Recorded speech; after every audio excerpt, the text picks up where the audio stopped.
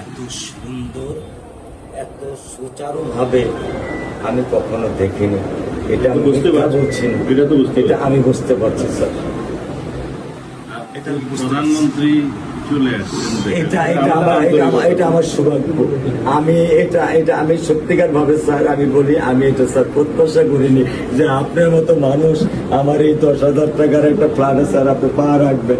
কিন্তু এই বিশ্বাস ছিল যে আপনি আর 10 জন না, যে মানুষ ট্রাফিক সিগন্যালে দাঁড়িয়ে থাকে, নিয়ম মেনে চলে, সে মানুষকে বুঝতে স্যার আমার এইটুকু বয়সে স্যার যথেষ্ট স্যার।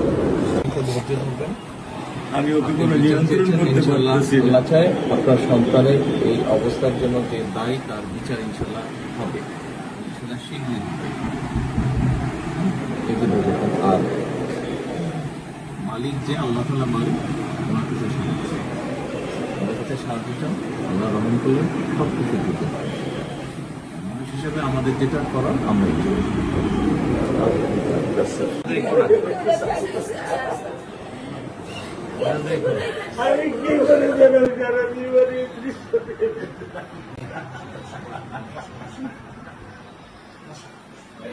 আমার এই দৃশ্য আমি কি দিয়ে পূরণ করবো?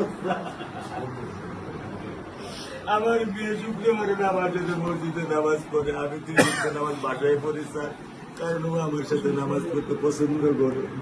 2 ওয়াক্ত নামাজ আমি ওকে নিয়ে স্যার আমার বাসায় পড়ি স্যার। আল্লাহ আমি জানি না আল্লাহ তাআলা আমার এই কোন পরীক্ষা ফেলেছে, এই দুঃখ, এই কষ্ট, মৃত্যু ছাড়া আমার আর কোনো শেষ নেই স্যার, আর কোনো শেষ নেই স্যার।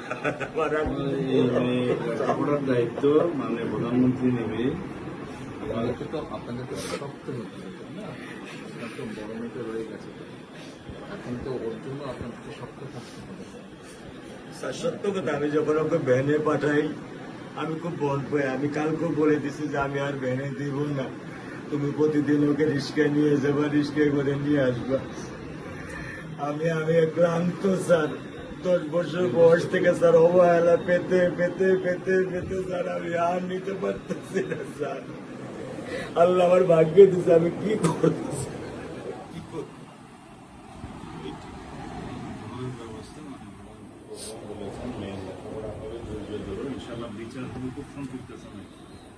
এটাকে বেশি বলতে পারবো না, কারণ আদালতের বিষয় তো। আমরা চার্জশিট দেবো ইনশাআল্লাহ এই 24 ঘন্টার মধ্যে। আমি সত্য কথা বলি, আমার